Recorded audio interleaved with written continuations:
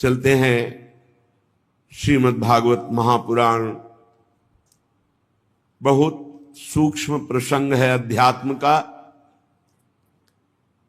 करदम जी महाराज भगवान कपिल देव जी के उपदेश से सन्यास मार्ग का आश्रय लेकर अद्भुत कोटि से ब्रह्म में स्थित होकर के विचरण करने लगे। एक दिन देखा, बहुत शांत मुद्रा में भगवान कपिल देव जी विराजमान हैं। माता देहूती समीप जाकर के भगवान कपिल देव जी से प्रार्थना की, देहूती जी बोली, भगवान आप हमारे उद्धार के लिए पुत्र रूप में आए हैं, पर मैं जानती हूं आप कौन हैं। बस यही खास बात है,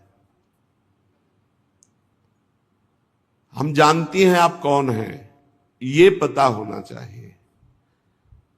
गुरु प्रसाद से, संत संग से, शास्त्र स्वाध्याय से इतना तो पता होना चाहिए कि मेरे स्वामी कौन है और स्वामी का प्रताप क्या है, स्वभाव क्या है, महिमा क्या है, ऐश्वर्य क्या है। फिर पता चलता है इतना महान, वो इतना बड़ा प्रेमी है कि अपने प्रेमियों के चरण चापने में भी उसे संकोच नहीं होता, सारथी बनने में भी संकोच नहीं होता, लंगोटी धोने में भी संकोच नहीं होता। तब हृदय लुट जाता है। इतना महान और इतनी छोटी सेवा के लिए स्वयं भक्तों की परिचर्या करना। हे भूमन, ये दुष्ट इंद्रियां विषयों में भोगते भोगते इतना लंबा समय हो गया, ये उब ही नहीं रही। पर मैं उब गई हूं अब इंद्रियों को छूट देते देते। देख लो, भगवान की माताजी बनने का सौभाग्य मिला और महान योगी करदम जी की अर्धांगिनी और महान भगवत स्वरूप मनु जी की पुत्री। और इनको जो वैभव भोग मिला वो देवराज इंद्र के पास भी नहीं है, क्योंकि ये योग शक्ति के द्वारा प्राप्त भोगों को भोगा। कह रहे मैं उब गई, पर ये इंद्रियां दुष्ट कभी नहीं उबती। ये अनुभव लीजिए। अब मोड़ना होगा इंद्रियों को, जबरदस्ती हटाना होगा। हमको जो मन सलाह देता है कि भोग लो, तुम्हारे अनुभव में आ जाएगा कि कैसा सुख है, फिर मन हटा लेंगे, फिर इंद्रियां हटा लेंगे। बहुत बेईमान है ये, इसकी ऐसी चाल में मत फंसना। कोई बात नहीं, भगवान तो मिल ही जाएंगे, कृपा सिंधु हैं। अब ये भोग सामने उपस्थित है, भोग लेते हैं। बहुत बुरा फंस जाओगे। विषय चुगा जिन चुगय मन, चुगत कछुक सुख होए, फिर फांसी ऐसी लगे तेषम दुख ना हो। मान लो, पक्षियों को दाना दिखाई देता है, जाल नहीं। ऐसे भोगी पुरुष को भोग सुख दिखाई देता है, उसका बंधन नहीं। महापुरुषों को बंधन दिखाई देता है, भोग सुख नहीं। इंद्रियों को चाहे जितना भोग दे दो, पूरे जीवन भर ये कभी तृप्त नहीं हो सकती। ऐसी दुष्ट हैं ये, ज्यों का त्यों वैसे नवीन उत्साह रखती भोग भोगने के लिए। धिक्कार है। किसी का ज्ञान काम नहीं करता, भगवान की ऐसी बलवती माया है। वह एक बात काम करता है, शास्त्र आज्ञा का कभी भी उल्लंघन जो नहीं करता, वो कभी भी माया में नहीं फंसता। शास्त्र संत गुरुदेव की आज्ञा में जो रहता है, कभी माया में नहीं फंसता। और जो अपने को ज्ञानी और समर्थ समझकर थोड़ा भी उल्लंघन करेगा, फौरन फंसा लेगी माया। एक शब्द भी गुरुदेव की आज्ञा का उल्लंघन हुआ तो उतना ही माया फंसा लेगी। एक शब्द भी शास्त्र की आज्ञा का उल्लंघन हुआ तो उतना ही फंस जाओगे। जिसको माया मुक्त होना है तो अक्षरशः शास्त्र आज्ञा का पालन करो, नहीं फंस जाओगे। इंद्रियां बड़ी बलवान हैं, प्रमथन स्वभाव की हैं, वैसे ही बलवान उनका नेता मिल गया मन। तो 5 ज्ञानेंद्रियां और मन, ये मनमानी करके जीव को बार बार त्रास दे रहे, बंधन में डाल रहे, बार बार आवागमन के चक्र में डाल देते। होश में उठो, सच्ची कह रहे हैं, अभी आप समझ नहीं पा रहे। बहुत दुष्ट है मन और इंद्रियां, इनके दुलार में फंस करके बहुत नीचा देखना पड़ता है और बहुत नीच गतियों को प्राप्त होना पड़ता है। एक जेलर आए थे बड़ी जेल के, वो कह रहे थे हमारे जेल में बहुत से ऐसे कैदी जो चिल्ला चिल्ला के रोते हैं कि हमसे मन और इंद्रियों ने ऐसा पाप करा लिया, मैं कभी नहीं करूंगा अगर एक बार मुझे छोड़ दिया जाए। बोले हमारे अधिकार में तो है नहीं कि छोड़ दूं, सजा हो चुकी। तो बोले उनको कैसे समझाऊं जो रो रो के दिन व्यतीत करते हैं। विचार कीजिए, मन और इंद्रियों ने ऐसी गलती करवा, कोई मित्र नहीं, कोई प्यार करने वाला नहीं। अगर तुम्हें लगता है कि विश्व में हमें कोई प्यार करता है तो धोखा। आखिरी में देख लेना शब्द है हमारा, हम रहे ना रहे, शब्द तो अविनाशी है, पकड़ लो। कोई किसी को प्यार नहीं करता। अगर आप ये मानते हैं कि मुझे वो प्यार करता है तो अपनी वासना की पूर्ति के लिए आपको प्यार करता है, नहीं धज्जियां उड़ा देगा तुम्हारी धज्जियां उड़ा देगा, रोगे, पैर पकड़ोगे, फिर भी तुम्हें कोई क्षमा नहीं करेगा।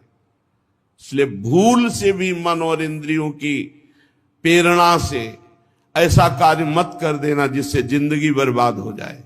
ये बर्बाद कर देती है जिंदगी इंद्रिया मन। बड़ी मीठी मुस्कान से, मधुरता पूर्वक, पूर्ण समर्पण, ऐसा लगेगा कि भगवान ने हमारी साधना का फल दिया है, ऐसे माया आती है। और फिर चरणों में झुका के, रौंद के, नष्ट करके, रुला के, बर्बाद करके फिर जाते कि देख शास्त्र और गुरु की आज्ञा का उल्लंघन का फल, अब तू पूरे जीवन बर्बाद होकर बैठ, किसी काम का नहीं रह गया, जा रहे हो। ये बात नोट कर लो।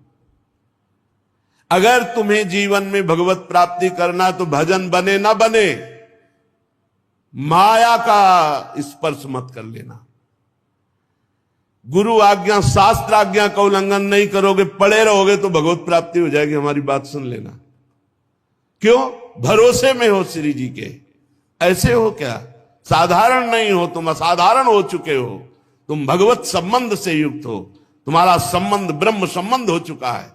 संबंध से तुम्हें भगवत प्राप्ति हो जाएगी, पर पड़े रहो इधर उधर मन और इंद्रियों की। हाथ उठा के कहता हूं, मन और इंद्रियों की बात में मत लगना। ये इतनी नीच राक्षसी है, ये ऐसे फंसा देंगे कि आहा भाई नहीं बोल पाओगे किसी से, उत्तर भी नहीं दे पाओगे किसी को, ऐसे नीच हैं।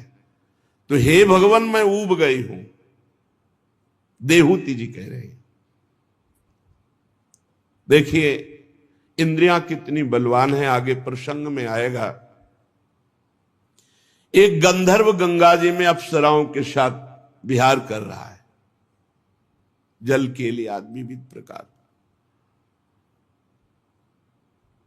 जमदग्नि जी की अर्धांगिनी रेणुका जी, वो संध्या का जल लेने गई थी। उन्होंने गंधर्व को और अप्सराओं को केली करते देखा, अच्छा लगा। बस वह केली अच्छी लगी, केवल देखने में रुचिकर लगी, कोई पाप वासना नहीं हुई। बहुत महामहिम है, वो भी भगवान की माता जी हैं, भगवद अवतार, उनके गर्भ से प्रकट हो रहे हैं भगवान परशुराम। जमदग्नि जी को विलंब हो गया संध्या के लिए, तब उनको ध्यान आया, वो भागती हुई आई। कहा विलंब कैसे?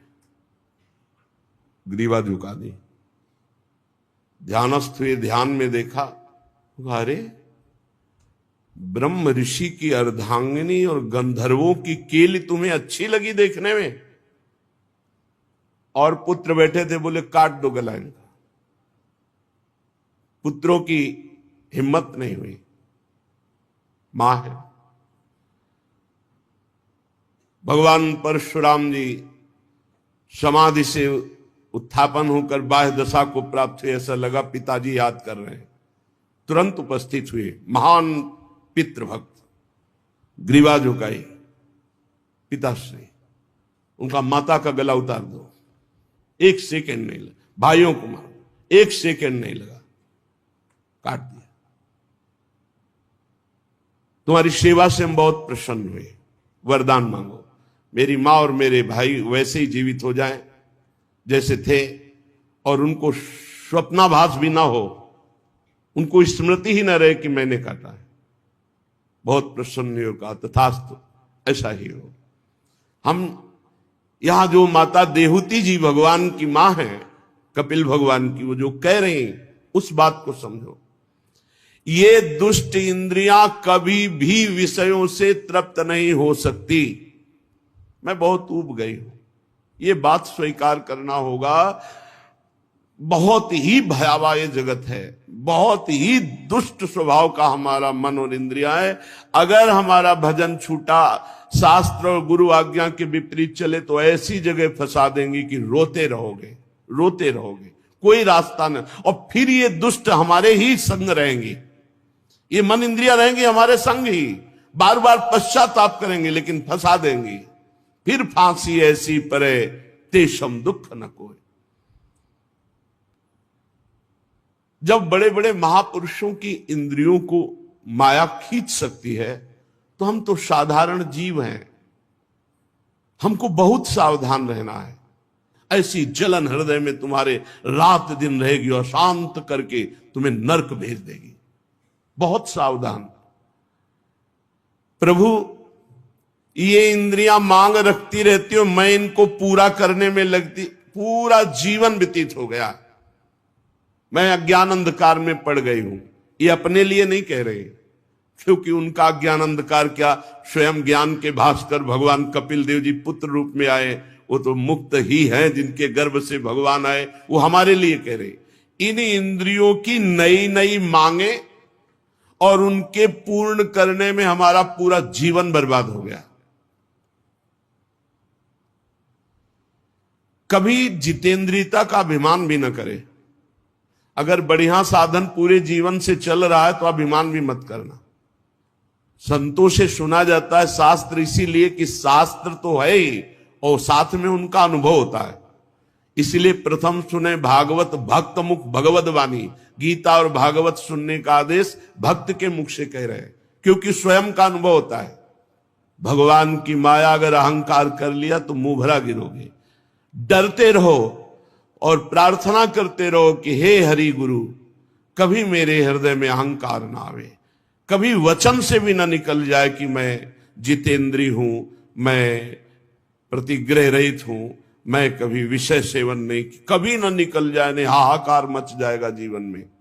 ये भी लिख लो, दिमाग में बैठा लो, हाहाकार मच जाएगा, निकलना मुश्किल हो जाएगा, त्राहिमाम बोल पड़ोगे। ऐसी भगवान की प्रचंड माया है। प्रभु मेरी तो जन्म परंपरा समाप्त हो चुकी है। क्यों? क्योंकि आप पुत्र रूप में मुझे प्राप्त हो गए हैं। इस अज्ञान अंधकार से पार लगाने के लिए ज्ञान रूपी नेत्र आप मुझे प्राप्त हो गए। मुझे अपनी अब चिंता नहीं, मेरा तो काम हो गया, आप मिल गए ना। यही तो है, यही तो है पूरे जीवन का लाभ की भगवान मिल जाएं। तस्य त्वं तमसोऽन्धस्य दुष्पारस्याद्य पारगम सचक्षुर्जन्मनामन्ते लब्धम में तदनुग्रहात्। आपके अनुग्रह से मैं तो पार हो चुकी, क्योंकि अज्ञान अंधकार से पार करने के लिए आप ज्ञान रूपी चक्षु मुझे प्राप्त हो गए पुत्र रूप में। स्वामिन, ये देह बहुत नरक है, बहुत नीच है। यदि भजन और भगवत साधना न बनी तो सबसे बड़ा नरक ये है।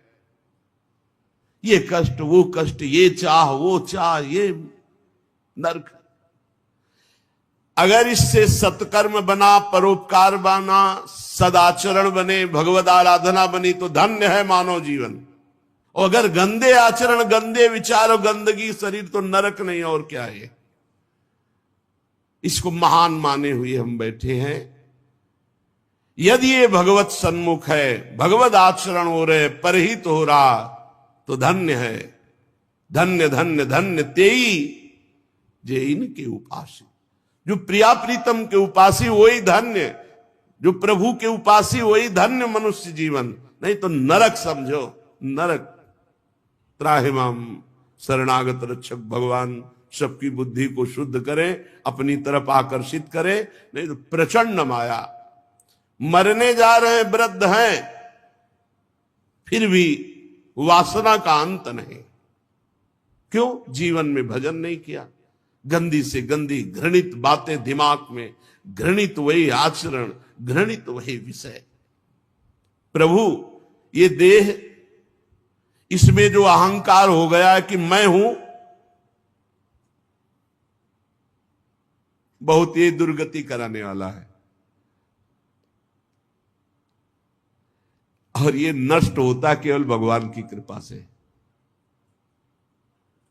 प्रभु ये जो अहंकार हो गया है कि देह मैं हूं, मैं पुरुष हूं, मैं स्त्री हूं, ये आपकी माया से हुआ है। और केवल आपसे ही दूर होगा। त्वया, आपके द्वारा। यो ग्रहो हम ममेति ते तस्मिन योजितस्त्वया। ये जो हो गया है कि मैं स्त्री हूं, मैं पुरुष हूं, इस शरीर में मैं भाव हो गया है, ये आपकी माया के द्वारा कराया हुआ है। और आपसे ही हटेगा, सिर्फ आपसे हटेगा। मामेव ये प्रपद्यन्ते माया में ताम तरंति ते। बहुत आराम से समझना है। हम फंसे हैं, इन्हीं के फंसाए। खुल के बोल रहे हैं। सुन लो प्रभु वृंदावनाधीश्वर, सुनाई दे रहा होगा, माइक से कह रहे हैं आप। इन्हीं के फंसाए फंसे हैं और इन्हीं के छुड़ाए छुड़ेगा। हम चाहे हाथ पैर जितना मार ले। गोस्वामी जी कह रहे मेरे बनाए ना बनेगी कोटि कल्प लो, आपके बनाए बनेगी पल पाव में। बहुत गुरु है, बहुत गुरु है। इन्हीं को पकड़ो। दूसरे के पास रिंच नहीं है। जिस बोल्ट से बंध गए हो उसकी रिंच ब्रह्मा के पास भी नहीं। रिंच है उन्हीं के पास, खुलोगे उन्हीं से। जिसने बांधा वही छोड़ेगा। किसने बांधा? बोले यो अवग्रहो हम ममेति ते तस्मिन योजितस्त्वया त्वमर्हसि। आपने ही अपनी माया से मुझे बांधा और आप ही अपनी भक्ति और कृपा से मुझे छोड़ोगे। माता देवहूति जी कह, बढ़िया बात है। बहुत सुलझ के अगर हम ये सुनेंगे तो बहुत आनंद आ जाएगा। बंधे हम कहां हैं? आपकी माया से। मम माया दुरत्या, आप भी कह रहे हैं। खोलेगा कौन? तो देवहूति जी कह रहे त्वया, आप ही खोलोगे। जिसने बांधा है वही मुक्त करेगा। तो हमें क्या करना है? जिसने बांधा है उसकी शरण में हो जाओ। मामेव ये प्रपद्यन्ते माया में ताम तरन्ति ते। उन्हीं की माया ने बांधा है, वही मुझे माया मुक्त करेंगे। तो भगवान की शरण में हो जाए। प्रभु ये संसार वृक्ष काटने के लिए ज्ञान रूपी कुठार आप मुझे प्राप्त हुए हैं। मैं प्रकृति और पुरुष का ज्ञान प्राप्त करने की इच्छा से आपकी शरण में हूं। आप भागवत धर्म जानने वालों में सबसे श्रेष्ठ हैं। मैं आपको प्रणाम करती हूं। श्री मैत्रेय जी विदुर जी से कह रहे हैं कि इस प्रकार जब माता देवहूति ने अपनी अभिलाषा प्रकट की, जो लोगों को परम पावन करने वाले मोक्ष मार्ग में अनुराग उत्पन्न करती है। भगवान कपिल देव जी ने बड़ी प्रशंसा की, प्रश्न की और मृदु मुस्कान से युक्त होकर बोले, माता जी यह मेरा निश्चय है, चिंता शोक भय दुख विषाद जन्म मृत्यु, इससे मुक्त होने का एकमात्र उपाय अध्यात्म मार्ग है, दूसरा नहीं है। माता जी ये मेरा निश्चित मत है, आनंदित होने के लिए, परम सुखी होने के लिए, चिंता भय शोक जन्म मृत्यु मिटाने के लिए एकमात्र अध्यात्म मार्ग है, अध्यात्म मार्ग। इसी में आत्यंतिक सुख है। आत्यंतिक सुख कहते हैं जहां बिल्कुल दुख नहीं है, जहां ये लौकिक न दुख है न सुख है, अखंड आनंद। हे मां, सब अंगों से संपन्न उस योग का मैंने पहले नारद आदि ऋषियों के सामने वर्णन किया। अब आपने इच्छा प्रकट की है तो मैं आपको सुना रहा हूं। चेतः खलवश्य बंधाय मुक्तये चात्मनो मतम गुणेषु सक्तम बंधाय रतम वा पुंस्य मुक्तये। माता जी, जीव के बंधन का कारण क्या है? मन। और मोक्ष का कारण क्या है? यही मन। बहुत ध्यान देने योग्य बात है। हमारे बंधन और मोक्ष का कारण क्या है? मन। तो दोनों बंधन और मोक्ष का कारण मन है, तो हम कैसे जाने कि कौन सा मन बंधन का कारण है, कौन सा मन मोक्ष का कारण है? तो जो भगवान को भूल करके विषयों का चिंतन करता है वह मन बंधन का कारण है, और जो विषयों से वैरागी होकर भगवान का चिंतन करता है वह मन मोक्ष का कारण है। खुली बात। जिसका मन भगवान का चिंतन करता है वो मुक्त है। जो भगवान से विमुख होकर संसार का चिंतन करता है वो बंधा हुआ मन है। माता जी, अहम ममाभिमानोत्थैः काम लोभादिभिर्मलैः वीतम यदा मनः शुद्ध मदुःख मसुखम समम तदा पुरुष आत्मानम केवलम प्रकृते परम निरंतरम स्वयं ज्योतिर्मानमखंडितम।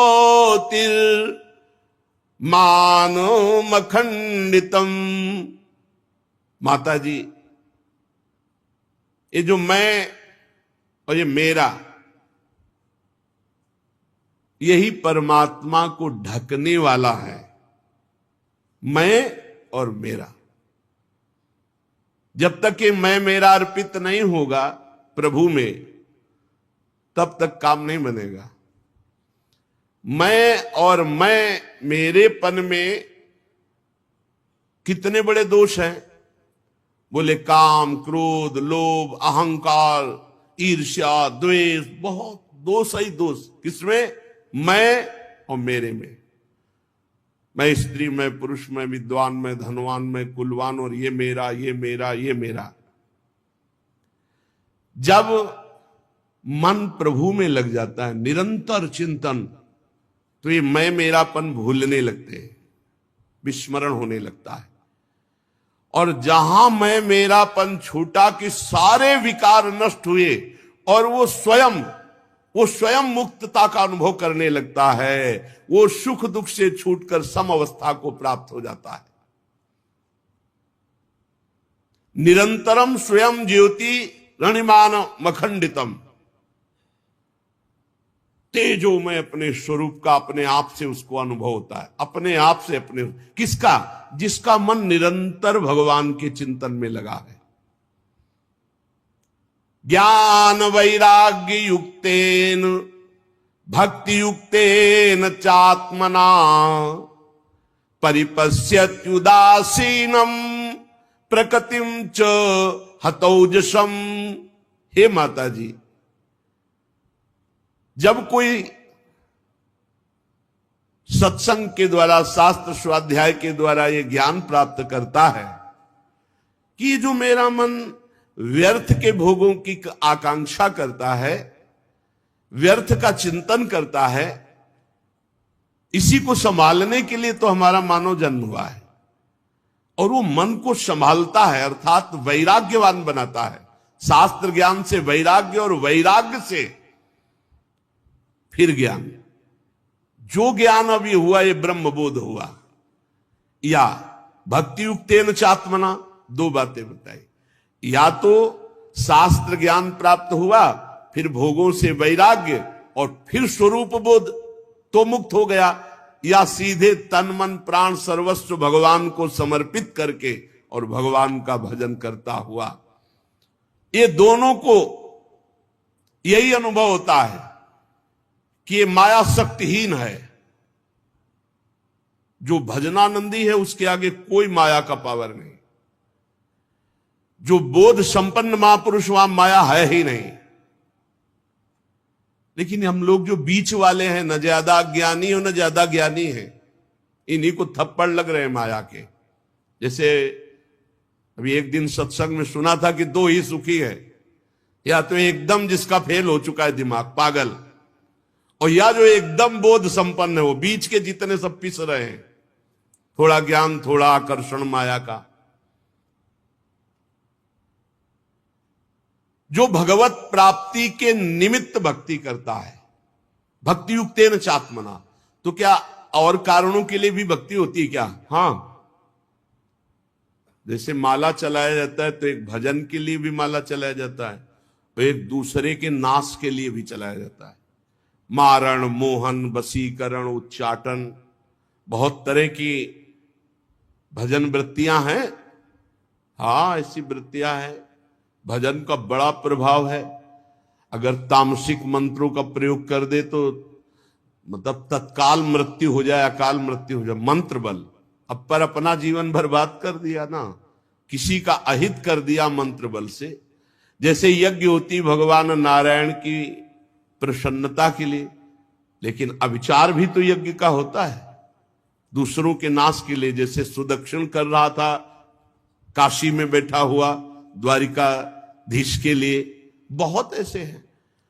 जो भक्ति केवल भगवत प्राप्ति के लिए होती है, उसी का यहां भाव वर्णन कर रहे हैं कि या तो ज्ञान और ज्ञान से वैराग्य और वैराग्य से बोध, और या फिर सर्वात्म भाव से भगवान में समर्पित होकर श्री हरि की प्राप्ति के लिए भक्ति। भजन केवल भगवत प्राप्ति के लिए, ना संकट निवृत्ति के लिए, ना अर्थ प्राप्ति के लिए, ना किसी को दुख देने के लिए। ये बड़े बड़े साधकों में चूक हो जाती कि अपने भजन का प्रयोग दूसरे के अनिष्ट करने में कर देते। जैसे हमारे मन के प्रतिकूल आप चले तो जबान से तो नहीं बोले, बहुत संभाल लिए, शरीर से भी आपको पीड़ा नहीं पहुंचाई, लेकिन भजन करते हो मन से सोच, हो गया प्रयोग, हो गया, क्योंकि पावर है, भजन है।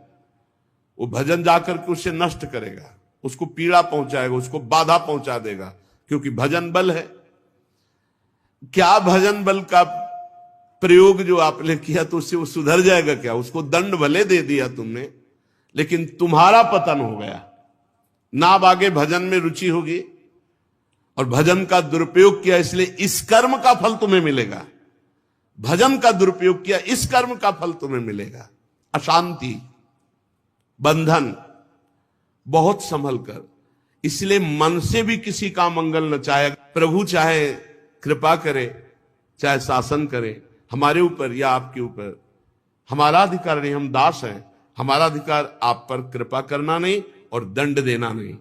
हमारे स्वामी के, हम तो बिके हुए दास हैं। स्वामी चाहे अनुग्रह करे या चाहे निग्रह करे, दंड दे या कृपा करे, स्वामी अपने मंत्र बल से नहीं। इसीलिए आप देखो ब्रजमंडल के जितने सिद्ध महापुरुष मिलेंगे सब बड़े दैन्य मिलेंगे। नीच से नीच पुरुष अपमान कर दे मुस्कुरा के सह जाएंगे।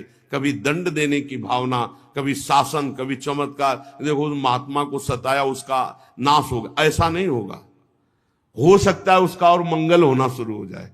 यही तो हमारे प्रेमी जनों करत जे अनुसहन निंदक तीनों पे अनुग्रह कियो। भक्ति का प्रयोग केवल श्री भगवान के लिए हो, अन्य के लिए ना हो।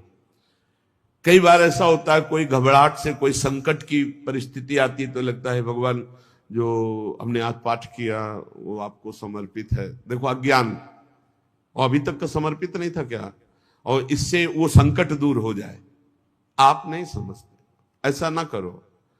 हम आपके हैं, बस इसके ब्याज में सब संकट निवृत्ति होगी, इसी के ब्याज में आपकी व्यवस्था होगी, मूल तो भगवत प्राप्ति होगी। ये बात समझिए आप। हे प्रभु, मन वचन कर्म से परिवार सहित समाज सहित हम आपके हैं, जितना हमें सेवा मिली। अब इस समर्पण के ब्याज से या तो आपका पालन पोषण होगा, संकटों की निवृत्ति होगी और मूल होगी भगवत प्राप्ति। और अगर आप ये छोटे मोटे साधनों को लक्ष्य करके बोलेंगे कि आज चतुरासी जी का पाठ किया, वो आपको समर्पित करते हैं, अमुक कार्य हो जाए, तो कार्य की तुलना के अनुसार जब आपका जप पाठ होगा तो हो तो जाएगा, पर वो भगवत प्राप्ति वाली बात नहीं रह गई। सकामता इसलिए बहुत सावधानी पूर्वक त्याग करनी है। जब हमारे अंदर कोई कामना आवे तो तत्काल सोचना है कि हमारी जिम्मेवारी तो भगवान की है। योगक्षेमम वहाम्यम, तो मेरा साधन कहां हुआ? ये जो साधन है तो प्रभु के लिए, मैं तो बिका हुआ दास हूं, मेरा तो कुछ नहीं, मेरे तो सिर्फ प्रभु है। बढ़िया उत्तम भक्ति जागृत हो जाएगी। पर हमें लगता है कि कहीं ना कहीं हमसे ऐसी चूक होती रहती है। अनुग्रह और निग्रह ये दोनों भक्त के अंदर नहीं होते। कृपा करना या दंड देना ये नहीं होता, ये स्वामी के ऊपर होता है। वो स्वामी की तरफ देखता है। चाहे हमें कृपा करो दंड दो, या जो हमारे साथ प्रतिकूल व्यवहार कर रहा है उस पर कृपा करो या दंड दो, स्वामी के ऊपर की बात। हम तो बिके हुए दास हैं। ऐसे भक्ति बढ़ती है। अगर अपने स्वयं निर्णय करने लगे, अनुग्रह और निग्रह, कृपा और दंड देने लगे, तो दासत्व भाव नहीं रहा, आपकी भक्ति में फर्क पड़ गया। और ज्ञानी तो ऐसा कर ही नहीं सकता, क्योंकि उस सबको अपनी आत्मा मानता है, तो वो कैसे किसी पर कृपा या दंड कर। करुणा और मैत्री ये नहीं, कृपा और दंड देना ये ज्ञानी में नहीं, क्योंकि द्वैत है ही नहीं। और भक्त में इसलिए नहीं कि वो बिका हुआ है भगवान के, दोनों में ये बात नहीं होती। तब उसके सामने मंगलमय मार्ग प्रकाशित होता है भगवत प्राप्ति का। विवेकी जन बहुत ध्यान देने, बहुत अमृत में प्रसंग है। विवेकी जन, महापुरुष जन कहते हैं कि संग या आसक्ति यही दुर्गति प्रदान करती है। संग या आसक्ति ये आत्मा का अच्छेद्य बंधन है। बहुत सूक्ष्म विषय है, साधारण लोग साधारण भाव में ना ले जाएं। पूरा जीवन जब व्यतीत होता है वैराग्य से, फिर कोई थोड़ा भी प्यार करता है तो चिंगारी की तरह कहीं ना कहीं कुछ बकाया रहता है। लगता है मेरा कोई है। बस समझ लीजिए कि ये वो है जो पूरे जीवन के परिणाम में गुणा लगा देने वाला है। बहुत समझ लेना, अगर समझ पाओ ना समझ पाओ तो भगवान कृपा करेंगे, आगे समझा देंगे। जैसे चक्रवर्ती सम्राट ऋषभदेव भगवान के पुत्र, पुत्र पुत्रियां, राजरानी, वैभव, सुख भोग सब छोड़ा भगवान के लिए। बहुत काल तक गंडकी नदी के किनारे भजन किया। थोड़ा हिरन के बच्चे में, अब वो कोमल कोमल सींगों से ऐसे खुजलाता ना, तो जैसे राजकुमार गोद में हो, ऐसे हिरण के बच्चे को लेकर छाती से लगाते और वत्स तेरा मंगल हो। मतलब छुपा हुआ राग पुत्र पुत्री और परिवार का पूरा हिरण पे आ गया। वो अगला जन्म हिरण का हो गया। पूरे जीवन में हमारे प्रिय शब्द केवल भगवान के लिए रहे। जीवन में मैं और मेरा ना आने पावे। मैं ना, मेरा ना, मैं नहीं मेरा नहीं, ये दो शब्द रहे। बहुत कठिन है। मैं नहीं और मेरा नहीं, ये बस आराम से समझना है, यही हमारा बंधन है। लेकिन यही जब संग या आसक्ति संत महापुरुषों के प्रति हो जाती तो मोक्ष का खुला द्वार हो जाता है। आसक्ति संत महापुरुषों से, मेरे प्राण, मेरे जीवन धन, मेरे सर्वस्व। जैसे एक कामी पुरुष कामिनी में आसक्त, ऐसे गुरुदेव में आसक्त, ऐसे संत में आसक्त। यहां भगवान कपिल देव जी कह रहे हैं, प्रसंग मजरम पास्मात्मनः कवयो विदुः शैव साधु सुकृतो मोक्ष द्वारम अपावृतम। ये संग या आसक्ति यही बंधन का कारण है। और यही संग या आसक्ति जब संत महात्मा से हो जाती तो मोक्ष का खुला हुआ द्वार। लेकिन हमने देखा संत से आसक्ति नहीं होती, संत से अपनी वासना पूर्ति की आसक्ति होती है। संत से आसक्ति यहां जो कही जा रही उसको ऐसा ना मान लिया जाए जैसे कि भाई संत से प्यार कर रहे हो या संत से सुख लेने की वृत्ति से प्यार कर रहे हो। वैभव, आशीर्वाद, वासना की पूर्ति, संत से प्यार मतलब उनकी आज्ञा पर चलना, मतलब उनके हुक्म पे प्राण त्याग देना, बहुत बड़ी बात है। संत महात्मा में आसक्ति हो जाना, आसक्ति हो जाना बहुत बड़ी बात है। कभी भी किसी भी शरीर विपरीत आकर्षण पर एकांत में संभाषण, मिलना जुलना, बातचीत बिल्कुल नहीं। हमारी बात मान लेना, नहीं जिंदगी में पछताओगे। संतों से उनके अनुभव सुने जाते हैं। यह आसक्ति केवल संत महापुरुषों से। अब बहुत बड़ी बात कह दी कपिल भगवान ने कि सीधा मोक्ष द्वार है, अगर संतों से आसक्ति हो गई तो मुक्त हो गए। अब वो संत कैसे हो जिनसे आसक्ति भगवत प्राप्ति करा देगी, तो आगे वर्णन कर रहे हैं। तितिक्षवः कारुणिकाः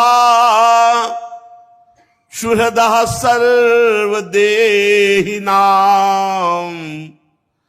अजात शत्रवः शान्ताः साधवः साधु भूषणाः मयि अनन्येन भावेन भक्तिं कुर्वन्ति ये दृढ़ां मत्कृते त्यक्त कर्माणस् त्यक्त स्वजन बांधवाः मदाश्रयाः कथामृष्टाः शृण्वन्ति कथयन्ति च तपन्ति विविधास्तापा नैतान् मदगत चेतसः त एते साधवः साध्वी सर्वसंग विवर्जिताः संगस्ते स्वथ ते प्रार्थ्यः संग दोषहराहिते शतां प्रसंगान् मम बीज संविदो भवन्ति हृत्कर्ण रसायनाः कथाः तज्जोषणादास्वपवर्गवर्त्मनि श्रद्धा रतिर्भक्ति रनुक्रमिष्यति। पहला लक्षण जो सहनशील हैं साधवा, कैसे? बोले तितिक्षवा, जो बहुत सहनशील है। संत की पहचान जिनकी आसक्ति मात्र से भगवत प्राप्ति हो जाएगी, जो सहनशील है। कई संतों को देखा, उस दिन तो बार बार प्रणाम मन कर रहा था। संत थे दो, अरुण भगवा वस्त्र धारण के, सब्जी मंडी में सब्जी मांग रहे थे। तो एक आदमी रजोगुणी वेश, पैंट शर्ट से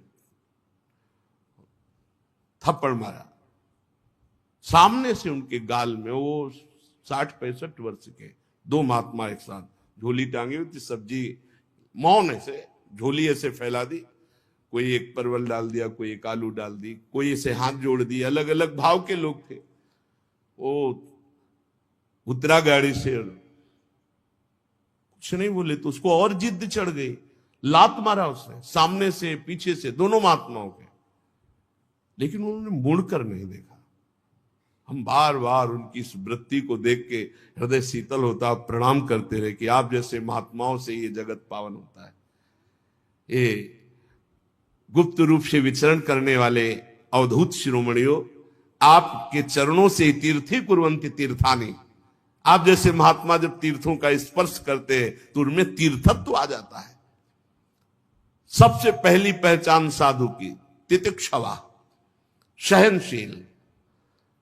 बहुत कठिन है सहनशीलता। उपदेश कर लेना, सुन लेना सरल है, लेकिन जब कोई अपमान करता है उस समय सहना। अपमान तो इतना भी, भरी बाजार में थप्पड़ मार रहे हो, महात्मा धेर भी नहीं रहे। क्या स्थिति है। मतलब एक बार तो बनता है ना कि 1-2 लाख थप्पड़ के बाद देखना कि ये भाई क्या है, क्या है, देव या ना देव, मतलब आप मार क्यों रहे हो। इतना तो प्रार्थना। वो बोले भी नहीं, देखे भी नहीं, और क्रिया भी नहीं बंद की। अगली दुकान में फिर जाके वैसे झोली फैला दी। प्रणाम है ऐसे महापुरुषों को जो तितिक्षवा, बड़े सहन। प्रकृति सर्दी गर्मी बरसाते और मनुष्य के द्वारा दी हुई प्रतिकूलता। दूसरा कारुणिकाहा, बड़े दयालु स्वभाव के। इसी का दुरुपयोग होता है। कभी कभी संतों की दया का दुरुपयोग लोग करते हैं। इसीलिए उड़िया बाबा ने कहा है, दया बिना साधु कसाई, और दया करी तो आफत आई। पक्का, एक बार करें सैकड़ों बार का अनुभव है। अब दया न करे तो साधु कैसा। श्री चैतन्य महाप्रभु ने श्री सनातन जी को जो उपदेश किया, उसमें कहा, जीवे दया नामे रुचि वैष्णव सेवा। इसके अलावा और कोई उच्च कोटि का साधन नहीं। वैष्णव सेवा हो और जीवों पर दया हो और खूब नाम जप हो रहा, इससे बड़ा कोई साधन है ही नहीं। पक्का पक्का। दया बिना साधु कसाई, दया नहीं तो साधुओं कसाई क्या। और दया करी तो आफत आई। बहुत बचा के दया का खेल खेलना है। दया के खेल में ही जन्म के जन्म व्यतीत हो गए। जन्म के जन्म यही दया, और दया नहीं तो साधु कैसा। कारुणिकाहा, दया तो करनी है, पर दया संभाल के करनी है। जैसे पानी में डूबे हुए आदमी को निकालने के लिए भावावेश में कूद मत जाना, नहीं तो कई मर गए। एक परिकर में 8 नौजवान स्नान कर रहे थे और एक का पैर फिसला, तो बचाने के लिए क्रम बाई क्रम 8 कूदे। वो 8 को एक जैसे 2 डूब रहे, तीसरा उनको बचाने, वो चौथा तो 8 मंडली सहित डूब गए, क्योंकि एक दूसरे श्वास लेने के लिए दबाते हुए 8 क्रम बाई क्रम हुए। निकालने वाला इतना प्रवीण होना चाहिए कि सहारा दिया जाता है। नाम वाणी लीला धाम, इसका सहारा दिया जाता है और दूर रहा जाता है। पर दूर रह करके वो सहारा पकड़ नहीं पाता है, तो लगता है थोड़ा जैसे जमीन पे गिरा हुआ हो तो उसे वैसे ही झुक के गिर के उठाया जाता है।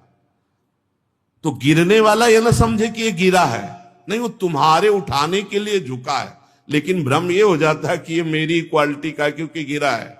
बस वही चूक हो जाती है। साधु को साधु ना समझ करके अपने समान समझ लिया जाता है तो उनकी दया का दुरुपयोग होता है। कारुणिकाः, दया तो करनी पर बहुत संभाल के करनी है। ये जीवन भर ध्यान रखो तुम्हारी भाव में कभी मृदुता ना आने पावे।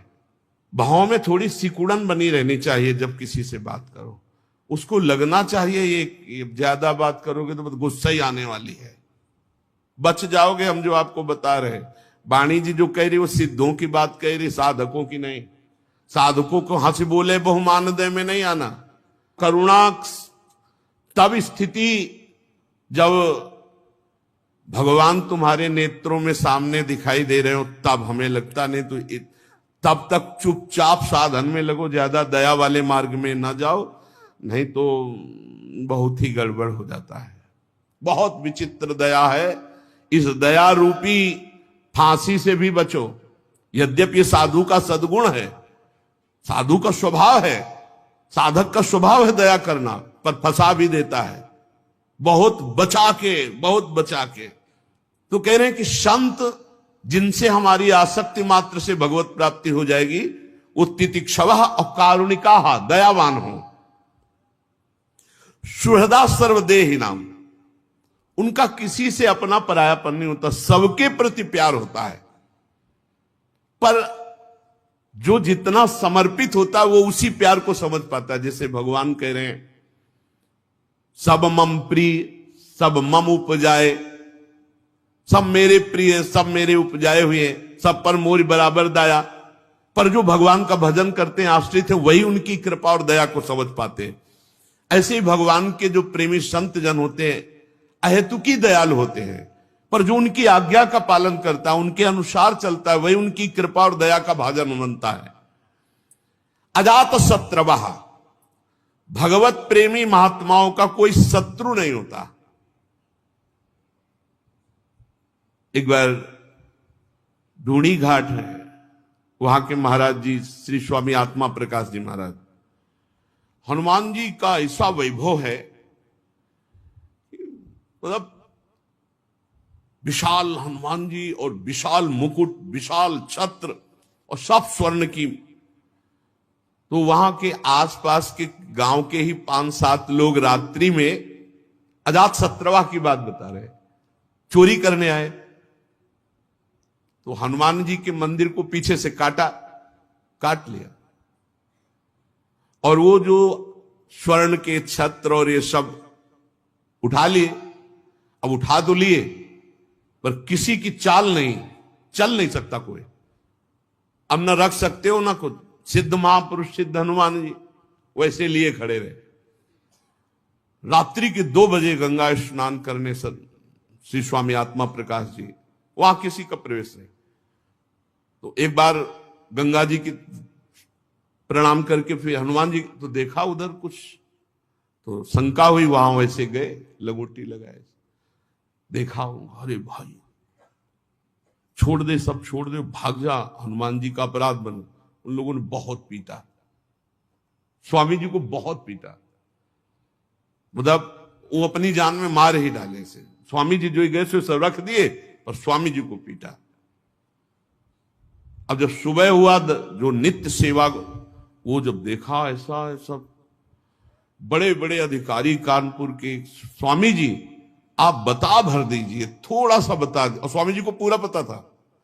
स्वामी जी ने कहा हमें कोई पता नहीं, किसने मुझे मारा है, सब कर्मों का भोग है, शरीर का कोई कर्म होगा उसी, बहुत, और कृष्ण शरीर तपस्वी। अजात शत्रवः, भगवान के प्रेमी जन, भगवान के संत जन कभी किसी को अपना शत्रु नहीं मानते कि वो तप बल के द्वारा या किसी समाज बल के द्वारा या पदाधिकारी बल के द्वारा उसको दंड दिलवा दे। जिनका शत्रु हुआ ही नहीं सृष्टि में, उसे अजात शत्रु कहते हैं। अपने यहां सेवक वाणी में लिखा है, हरिवंश नाम लीन जे अजात शत्रु ते सदा। जो नाम में निरंतर लीन है उनके हृदय में शत्रुता रहती ही नहीं। पूरे विश्व में उनका कोई दुश्मन नहीं होता, भले उनसे कोई दुश्मनी माने, नहीं होता। अजात शत्रवः। और शांताः, सबसे पहला भाव है अपने यहां शांत भाव, शांत दास्य सख्य वात्सल्य गोपी भाव सहचरी भाव, शांत भाव। शांत वही है जो हर स्थिति में शांत रहे। द्वंद्वों में समता ही शांति है। सेवक जी महाराज सेवक वाणी में, शत्रु मित्र सम जानी, मान मान अपमान सम, दुख सुख लाभ न हानि, यह है शांत भाव। शत्रु मित्र में समान भाव, मान अपमान में, निंदा स्तुति में, लाभ हानि में, सुख दुख में शांत। किसी भी स्थिति में अशांति नहीं, शांत किसी भी स्थिति में। बड़ा कठिन बात है, कह तो गए निंदा स्तुति में कुछ नहीं। सामने से जब कोई गाली देता है ना और निंदा करता है ना, फिर हृदय में बिल्कुल कुछ नहीं होना चाहिए।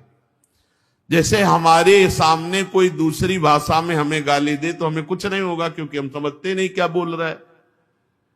जब हमारी भाषा में हमको गाली दे और हम समझते हुए भी हमारे हृदय में कोई परिवर्तन न हो, कोई क्षोभ न हो, कोई स्थिति न भी, बड़ा कठिन बात है। ये तभी हो सकता है जब भगवान की कृपा प्रसाद से द्वैत भाव मिट गया है, सब में ब्रह्म भाव भगवत भाव, तभी शांत भाव की स्थिति होती है। तो भगवान के जो प्रेमी संत जन वो शांता, और कह रहे कि साधवा साधुभूषणा, साधु का एक स्वभाव होता है जो बहुत सरल होता, छल कपट नहीं होता। पर छल कपटी लोग उनके स्वभाव को कपट ही समझेंगे। उनका सरल स्वभाव, न मन कुटिलाई, कुटिलता नहीं होती, सरल स्वभाव होता है। साधवा साधुभूषणा, सरल स्वभाव और दूसरों का सम्मान करना, यह संतों में स्वाभाविक स्थिति होती है। सहनशील, दयालु, समस्त देहधारियों के अकारण हितैषी, किसी के प्रति शत्रु भाव न रहना, शांत स्वभाव, सरल स्वभाव, दूसरों का सम्मान देने का स्वभाव। और खास बात, मयि अनन्य भावेन भक्तिम कुर्वन्ति ये दृणाम, जो मेरे में अनन्य होते हैं, स्वप्न में भी किसी और की आशा नहीं, एकमात्र प्रभु की। प्रभु से एक प्रार्थना किया जाए नित्य तो बहुत जल्दी लाभ मिलेगा। हे प्रभु, मन वचन कर्म से मैं आपका सेवक हूं, अब मेरे मन और इंद्रियां आपके विपरीत जा रहे हैं, तो नाथ आप हमें ऐसी सामर्थ्य दो कि मेरा मन मेरी इंद्रियां आपकी तरफ जाएं, आपके सिवा किसी की तरफ ना जाएं। प्रभु शरणागत रक्षक हो, आप हमारी रक्षा करो। हमारी इंद्रियां हमारे मन गलत मार्ग में जा रहे हैं, नाथ कहीं अविश्वास ना पैदा हो जाए, इनके द्वारा रचे हुए षड्यंत्र में कहीं मैं फंस न जाऊं। प्रभु कृपा करो। रोज 1-2 मिनट तो प्रार्थना करनी ही चाहिए। संत जन जिनके शरणागति मात्र से, संग मात्र से भगवत प्राप्ति, बोले मयि अनन्य भावेन भक्तिम कुर्वन्ति ये दृणाम, मेरे में अनन्य भाव। अन्य कोई मंत्र, अन्य कोई तपस्या, कोई बल, कोई योग, कुछ नहीं। बड़े प्रलोभन आते हैं जीवन में, ये मंत्र सीख लो ऐसा हो जाएगा, ये मंत्र सीख लो ऐसा हो जाएगा, बड़े प्रलोभन। एक अयोध्या से संत भगवान आए हुए थे, बड़े चमत्कारी। अरे महाराज, केवड़ा की तीर्थ, पूरी समाज को केवड़ा की सुगंध, क्या क्या मतलब चमत्कार उनके। वो कह रहे थे एक छोटा सा मंत्र हम आपको बता दें, उससे जो चाहो जैसे चाहो ऐसे। तुरंत नहीं, हमें जो गुरु जी ने दिया है बस उसके सिवा नहीं। ये सीधी बात, राधा राधा राधा राधा राधा प्यारी जो मैं आपकी शरण में, इससे बड़ा कोई मार्ग नहीं है। इधर उधर मत फंस जाना कि थोड़ा सा ये जप लेते हैं तो इससे ये लाभ मिलेगा, थोड़ा सा ये जप लेते हैं, ये प्रारंभिक साधक की होती है। लेकिन जहां पहुंचने की बात है वह मई अनन्यन भावेन रसना कटो जो अन रटो निरखियन फुटो नयन श्रवण फुटो जो अन सुनो श्री राधा जस राधा राधा कहे और श्री जी का उच्छिष्ट पावे और नाम धाम का आश्रय लेकर पढ़ा रहे, भगवत प्राप्ति हो जाएगी। कैसे भगवत प्रेमी संत जन है? बोले मई अनन्यन भावेन भक्तिम कुर्वन्ति दृढ़ाम, वो सुदृढ़ अनन्य भाव से मेरे में प्रेम करते हैं। बड़ा चमत्कार है। एक बार श्री ज्ञानदेव जी और श्री नामदेव जी ब्रज भ्रमण के लिए आए हुए थे, तो प्यास लगी, तो ज्ञानदेव जी तो महान योगी सूक्ष्म रूप धारण किया और कुएं में जाके पानी पी के आ गए। नामदेव जी से कहा कि आप भी, तो उनका अब हमको तो ये सब योग आता नहीं है। विठ्ठल विठ्ठल विठ्ठल, जैसे ही विठ्ठल विठ्ठल कहना शुरू किया, कुआं का पानी उठा और सामने से प्रवाहित हो गया। ऐसे कर तुम अकर तुम अन्य था कर तुम, भगवान के नाम में अपार सामर्थ्य है। बस अगर अनन्य भाव से प्रेम में डूबना है तो अन्य कोई मंत्र तंत्र अंत्र, कोई अन्य आश्रय, अन्य बल बिल्कुल नहीं, बिल्कुल नहीं। भरोसो एक, आस एक, विश्वास एक, बहुत बढ़िया, बहुत शांति, बहुत जल्दी आनंद प्राप्त हो जाएगा। और मत कृते त्यक्त कर्माणस त्यक्त स्वजन बांधवाहा, बहुत सुंदर बात। मेरे लिए सारे कर्म त्याग, कर्म त्याग का मतलब होता है कर्म समर्पण। कोई एक क्षण भी बिना कर्म किए नहीं रह सकता, तो कर्म त्याग का मतलब कर्म ना करना नहीं है, कर्म को करके भगवान को समर्पित करना, भगवान के लिए कर्म करना। ये तो सर्वाणि कर्माणि मयि सन्न्यस्य मत्पराः, मेरे लिए सर्व कर्म। तो कह रहे मत कृते त्यक्त कर्माणस, मेरे लिए सारे कर्म का त्याग, अर्थात मेरे को समर्पण। और त्यक्त स्वजन बांधवाहा, अपने पारिवारिक जनों से बिल्कुल राग रहित होना। सबकी ममता ताग बटोरी, मम पद मनहि बांध बर डोरी। जो अपने सगे संबंधी, रिश्ते नाते, परिवार मेरे लिए त्याग कर देते हैं, पक्की बात। ये संत संग से पता नहीं चलता, धीरे धीरे ऊंचाई बढ़ जाती है। त्यक्त स्वजन बांधवा, सगे संबंधी, रिश्ते नाते जब भगवान के लिए हम समर्पित कर दिए, भगवान कह रहे हैं मत कृते, मेरे लिए त्यक्त स्वजन बांधवा, प्रभु के लिए सब कुछ समर्पित है। बहुत कठिन है, बहुत कठिन। रसिक अनन्य माल में जो भक्तों के चरित्र है बहुत कठिन है। त्यक्त स्वजन बांधवा, मेरा अस्तित्व ही नहीं है। बहुत जोर का भक्तों में जो समर्पण पाया जाता है, बहुत जोर का पाया जाता है। त्यक्त स्वजन बांधवा बहुत कठिन है, बहुत कठिन है।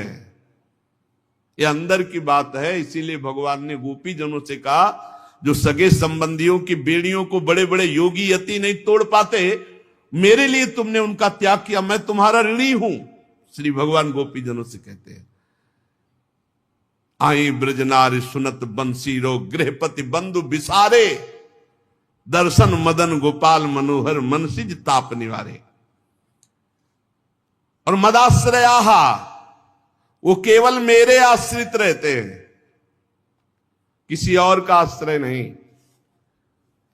प्रायः जब कोई पदाधिकारी या बड़े जन आते हैं ना, तो एक कार्ड निकालते हैं और ऐसे देते हैं। ये लोग पूछते क्या है?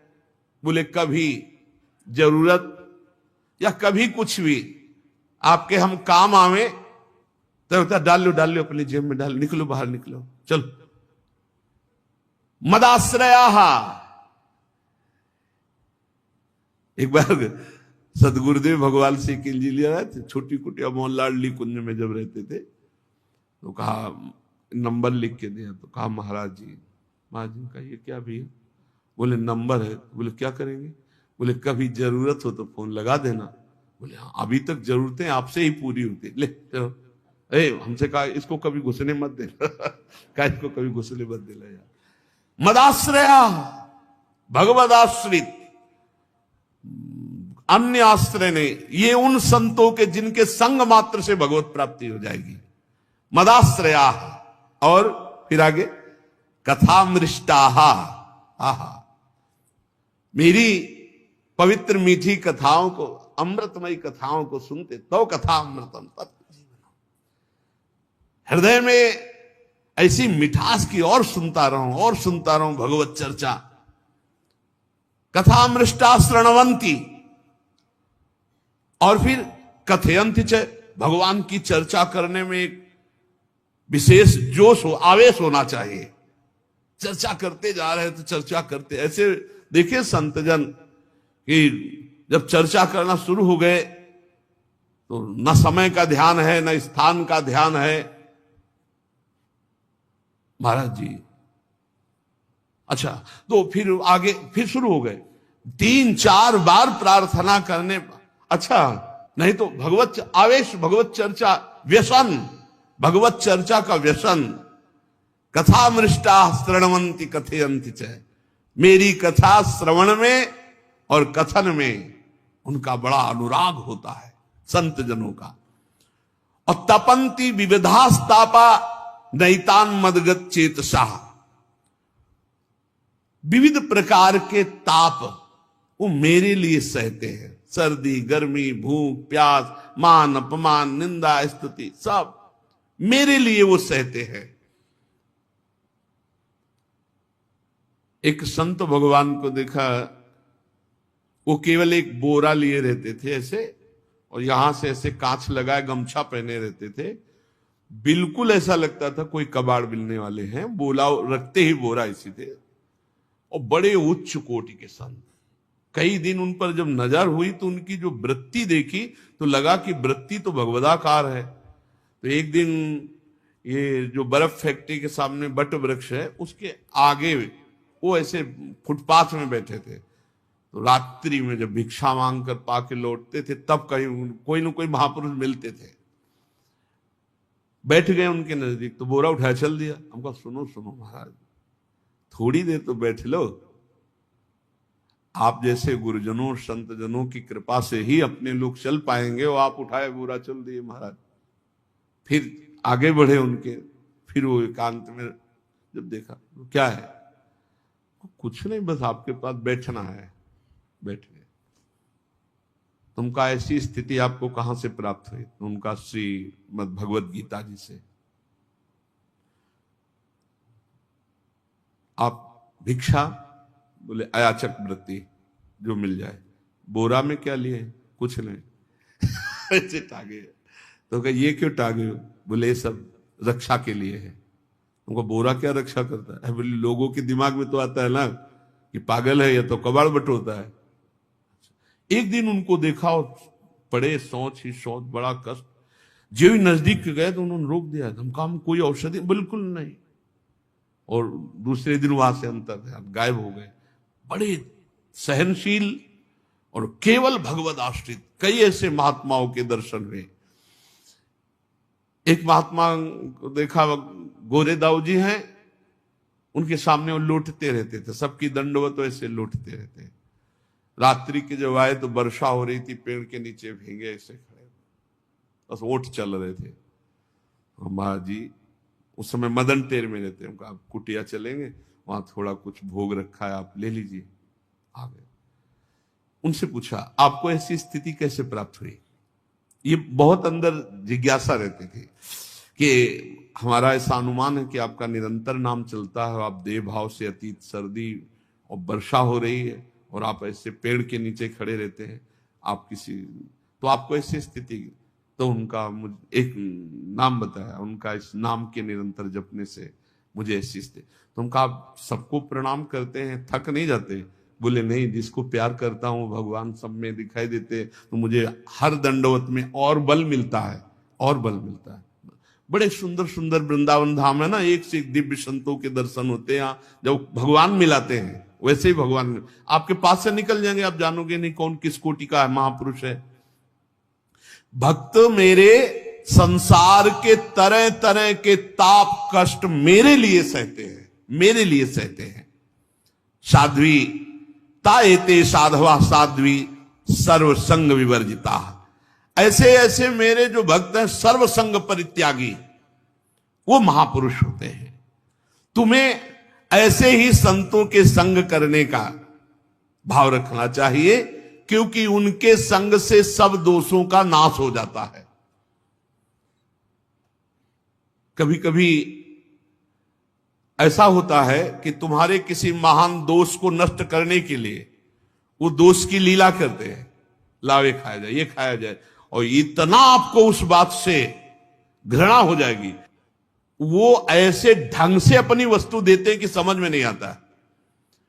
बोले ऐसे ऐसे सर्वसंग परित्यागी महापुरुष होते हैं जो आसक्ति से उत्पन्न होने वाले सारे दोषों का ही हरण कर लेते हैं। सत्पुरुषों के समागम में सताम प्रसंगान मम वीर संविदो भवंति हृत्कर्ण रसायना कथा। जहां मेरे भक्तजन होते वहां स्वाभाविक होता ही रहता है भगवत चर्चा। मेरे पराक्रमों का यथार्थ ज्ञान कराने वाली, हृदय और कान को प्रिय लगने वाली मेरी चर्चाएं होती रहती है। भगवान चर्चा में बड़ी सामर्थ्य है। रत्नावती जी और कोई साधन नहीं की, केवल दासी चरण चापते हुए जब भगवत चर्चा करने लगी, उसी के प्रभाव से श्री नाभाजी ने भक्त भूप रत्नावती कहा है। भक्तों की राजा रत्नावती, केवल लीला श्रवण मात्र से इतनी ऊंची महान भक्ति। जो मेरी लीला कथाओं को सुनते रहते हैं उन्हें मोक्ष मार्ग में श्रद्धा, मेरे में प्रेम और मेरी भक्ति का उनके हृदय में विकास, जो मेरी सृष्टि आदि लीलाओं का चिंतन करने से लौकिक पारलौकिक सुखों में वैराग्य हो जाता है। जब ये सोचे कि सबको मरना है और प्रलय होगी, सब नाश ही होना है, तो लगता है जल्दी करो भगवत प्राप्ति कर लो। और जब ये बात भूल जाते हैं मरना, तो लगता है ये भी भोग भोग लो, ये भी भोग भोग लो। भगवान कह रहे मेरी सृष्टि आदि लीलाओं का चिंतन करने से लोक परलोक के भोगों से वैराग होता है कि सब जलेगा। जब भगवान संकर्षण के मुख से विषैली अग्नि निकलेगी और 12 सूर्य, तो आग ही लग जाएगी, 100 वर्ष तक सब भस्म होगा, या उसके पहले ही भगवत प्राप्ति कर लो। मतलब भयंकर कलयुग आगे और आएगा, फिर और बड़ा अत्याचार, उसके पहले भगवत प्राप्ति कर लो। एक परार्ध बीत गया है, दूसरा परार्ध चल रहा है, महाप्रलय। जब ये परार्ध पूरा हो जाएगा तो महाप्रलय होगी। ये उसके पहले इसी जन्म में भगवत प्राप्ति कर लो, नाम जप लो, भगवान के आश्रित हो जाओ। भगवान की भक्ति बड़ी सरलता पूर्वक भगवत प्राप्ति करा देती है। इस प्रकार प्रकृति के गुणों से उत्पन्न हुए शब्दादि विषयों का त्याग करने से, वैराग्य युक्त ज्ञान से, योग से, मेरे प्रति की हुई सुदृढ़ भक्ति से और मुझे सर्वस्व समर्पण करने से मेरी प्राप्ति हो जाती है। भगवान ने कई साधन बताए, वैराग्य युक्त ज्ञान से, या अष्टांग योग से, या विषयों के त्याग से, या मेरे प्रति सुदृढ़ भक्ति, क्या सर्वस्व अर्पित कर दो। हे नाथ मैं आपका, वो संभाल लेंगे। लहर लहर हरि आप संभाले, हरि आप ही उतारे तेरा भार, उदासी मन काहे को करे, तेरा राम जी करेंगे बेड़ा पार। पक्का विश्वास कर लो, भगवान के भरोसे हो जाओ, सब संभाल लेंगे। अपने तो कह रहे हैं, हम बार बार कह रहे हैं, अपने कुछ कर सकते हैं तो बिगाड़ कर सकते हैं और कुछ नहीं कर सकते। हम तो अपनी बात कहते हैं, आप अपनी जानो। अगर हमको कहा जाए कि तुम क्या कर सकते हो, तो हम बिगाड़ कर सकते हैं। स्वामी हरदास जी भी महाराज कह रहे हैं, मोह सोना बिगाड़न को तो सोना संवारन को। संवार सकते हो तो प्रभु आप संभाल सकते हो, और कहो तुम करो तो तोड़ फोड़ जरूर कर सकते हैं। आपके विधान में तोड़ फोड़ कर सकते हैं, हम तो उपद्रव कर सकते हैं, संभाल आप सकते हो। अब संभालना पक्की बात है, उपद्रव हमारी तरफ से होगा और संभाल आपकी। तो सोना संवारन को, मोसो ना बिगाड़न को, तोई मोई पड़ी होर कौन धो जीते कौन दो हारे, पर बदी न तोड़ हमारी आपकी चल रही। आप संवारते संवारते हार गए और मैं बिगाड़ते बिगाड़ते जीत गया। बस इसी में जीत है। हे नाथ, मैं जैसा हूं आपका हूं, ये भाव और निरंतर नाम जपने का अभ्यास, और इसी जन्म में हमें भगवत प्राप्ति हो जाए ऐसी थोड़ी लालसा, तो भगवान की कृपा से, भगवत प्रेमी महात्माओं के संग से ये जन्म हमारा सार्थक हो जाएगा। शेष चर्चा आगे। श्री राधा वल्लभ लाल की।